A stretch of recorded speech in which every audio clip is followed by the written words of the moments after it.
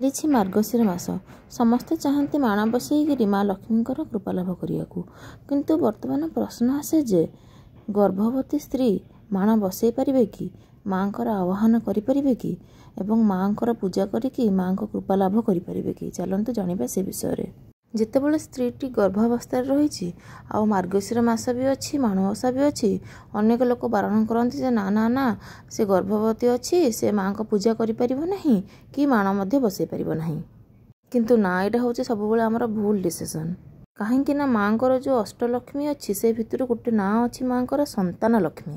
ସନ୍ତାନ ଲକ୍ଷ୍ମୀ ମାନେ ଯେଉଁ ଭକ୍ତଟି ଯାହାର ଗର୍ଭରେ ସନ୍ତାନ ଅଛି କି ସନ୍ତାନ କାମନା କରୁଛି, ସେ ବିବାହ ହୋଇସାରିଛି ଆଉ ସେ ଯେତେବେଳେ ମାଙ୍କୁ ପୂଜା କରୁଛି, ସେ ସନ୍ତାନ ଲକ୍ଷ୍ମୀଙ୍କୁ ଯଦି ପୂଜା କରିଦେଲା, ସୁସନ୍ତାନ ତା ଗର୍ଭକୁ ଆସିବା ସହିତ ସନ୍ତାନର ସମସ୍ତ ପ୍ରକାର ସୁଖ ମଧ୍ୟ ମା ଦେଇଥାନ୍ତି। ତେଣୁ ସେଥିପାଇଁ ଗର୍ଭ ଅବସ୍ଥାରେ ଆଜ୍ଞା ଯେତେବେଳେ ସନ୍ତାନଟିଏ ପେଟରେ ରହିଲା, ଆଗ କାଳରେ ଦେଖିବେ ମାକୁ ଦିଆଯାଉଥିଲା ଯେତେ ଆଧ୍ୟାତ୍ମିକ ରାସ୍ତାରେ ତୁ ଚାଲିବୁ ତୋ ପିଲାର ସେତେ ମଙ୍ଗଳ ହେବ ଆଉ ତୋର ବି ସେତେ ମଙ୍ଗଳ ହେବ। ଯେହେତୁ ସକଳ ଐଶ୍ୱର୍ଯ୍ୟର ପ୍ରତୀକ ଭାବରେ ମା ଲକ୍ଷ୍ମୀ ଥାଆନ୍ତି, ନିଶ୍ଚିତ ଭାବେ ଗର୍ଭବତୀ ମାଟି ମା ଲକ୍ଷ୍ମୀଙ୍କର ପୂଜା ଆରାଧନା କରିପାରିବ। କାହିଁକି ନା ମା ତ ସବୁ ଦିଅନ୍ତି, ସନ୍ତାନ ବି ଦିଅନ୍ତି। ତେଣୁ ସନ୍ତାନ ଗର୍ଭରେ ଅଛି ସୁସନ୍ତାନ, ସୁସଂସ୍କୃତ। କାହିଁକି କହନ୍ତି? ଆମେ ସମସ୍ତେ ଜାଣିଛନ୍ତି, ଆମେ ସମସ୍ତେ ଜାଣିଛେ ଦୁର୍ଯ୍ୟୋଧନ ପାଇଁ ମହାଭାରତ ସୃଷ୍ଟି ହେଲା, ଏତେ ବଡ଼ ଯୁଦ୍ଧ ହେଲା, କିନ୍ତୁ ମା ଲକ୍ଷ୍ମୀ ତାଙ୍କ କାନ୍ଧରେ ଥିଲେ।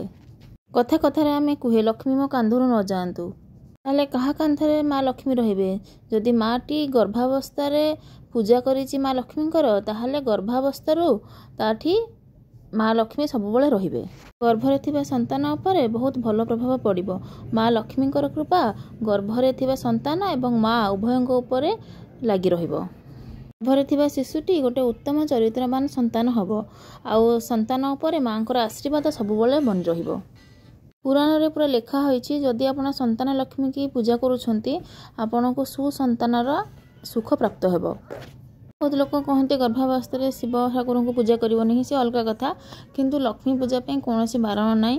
ଗର୍ଭାବସ୍ଥାରେ ସେ ମା ଲକ୍ଷ୍ମୀଙ୍କୁ ପୂଜା କରିପାରିବ, କିନ୍ତୁ ଏତିକି ସେ ଉପବାସ ରହିବନି। ଏମିତି ଆମେ ଜାଣିଛେ ମାଙ୍କୁ 3 ବେଳା ଭୋଗ ଲାଗେ। ସକାଳେ ବାଳ ଭୋଗ ଲାଗେ, ଆଉ ଦ୍ୱିପହରେ ଶଙ୍କୁଡ଼ି ଭୋଗ ଲାଗେ, ଆଉ ସନ୍ଧ୍ୟାରେ ସନ୍ଧ୍ୟା ଭୋଗ ଲାଗେ।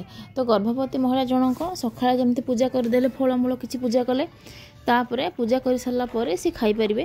ତାପରେ ଦ୍ୱିପହରେ ବି ଭୋଗ କଲା ପରେ ମଧ୍ୟ ସେ ଖାଇପାରିବେ। ତ ଗର୍ଭବତୀ ମହିଳାଙ୍କ ପାଇଁ କୌଣସି ରେଷ୍ଟ୍ରିକ୍ସନ୍ କି କୌଣସି ବାରଣ ନାହିଁ। ସିଏ ପୂଜା କଲା ପରେ ସକାଳୁ ସେ ପ୍ରଥମ ପୂଜାଟା ଯେଉଁ କରିବେ, ଯେଉଁଟାକି ବାଳ ଭୋଗ କହନ୍ତି, ସକାଳୁ ପ୍ରଥମ ପୂଜା କଲା ପରେ ଗାଧେଇ ପାଧେଇକି ନିତ୍ୟକର୍ମ ସାରିକିରି ଧୂପ ଦୀପ ନୈବେଦ୍ୟ ଦେଇକି ଯେମିତି ମାଙ୍କୁ ପୂଜା କରୁଛନ୍ତି, କରିସାରିଲା ପରେ ତାପରେ କୌଣସି ରେଷ୍ଟ୍ରିକ୍ସନ୍ ନାହିଁ।